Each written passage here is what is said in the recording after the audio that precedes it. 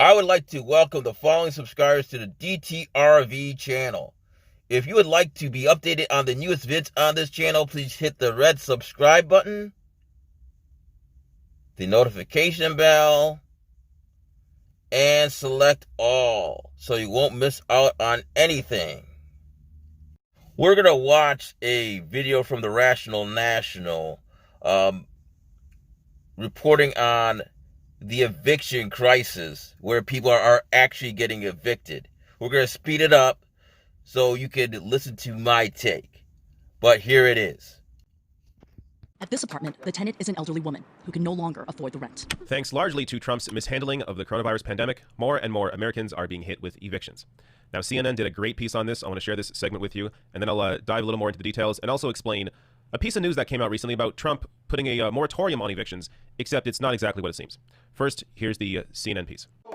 Constable, need to come to the door. From one Houston home to the next, Hello, Constable. Deputy Benny Gant with the Harris County Constable's Office executes judge's orders to evict. Hello, Constable. We ain't got nowhere to go. Israel Rodriguez is a tenant at this apartment, but he's not alone. 20-month-old Israel, his brother, 4-year-old Fabian, and their mother are some of the estimated 40 million Americans facing eviction in the downward spiral of the COVID economy. They didn't rush us, but they were like, get everything you need. Rodriguez admits he hasn't been paying rent, behind thousands of dollars. It's my fault in the eviction. It was a lot going on during the corona. When it hit, I lost my job.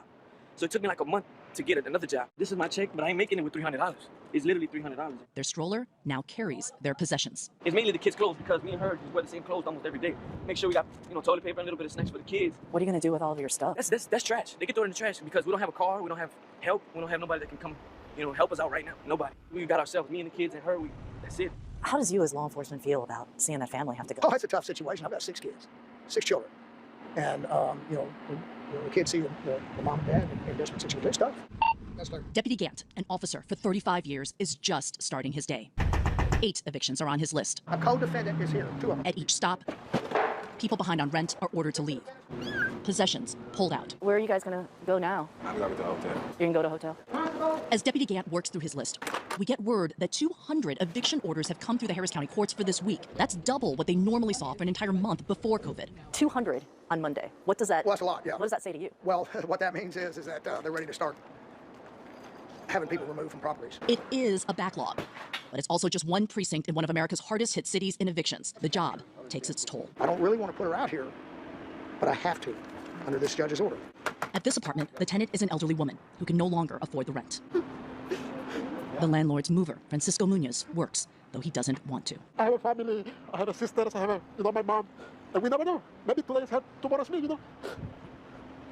Midway through the eviction, Deputy Gant decides it's too dangerous to evict her in the Houston summer heat I'm not going to put her out here in this heat. and will call social services instead. You're going to stay today, but tomorrow you're leaving. A one-day reprieve with an uncertain tomorrow. You have a situation where people aren't working, they don't have money, and they're desperate. All right. It is stunning what we allow in society. Think how much wealth people at the top of society have. And really, it's hard to even think about it. Most people truly don't grasp how much $1 million is, let alone $1 billion, let alone hundreds of billions of dollars. We allow that kind of wealth to amass while this is going on. And this tragedy points to a graver problem in industrialized societies, whether they're capitalist or socialist. And it's this. We require people to work in order to survive, in order to get food, shelter, and clothing. In order to get food, shelter, and clothing, you either need to work or sell goods and services in exchange for money. So you either work for money or sell goods for money. And that is a tragedy in a wealthy, industrialized society. Those things should be for free. What you should be working for is luxury, vacations, going out to the movies, extra car, an extra house, a yacht, a video game system, all of things that are entertainment, DVDs, all of those things you work for in a wealthy society that has enough resources.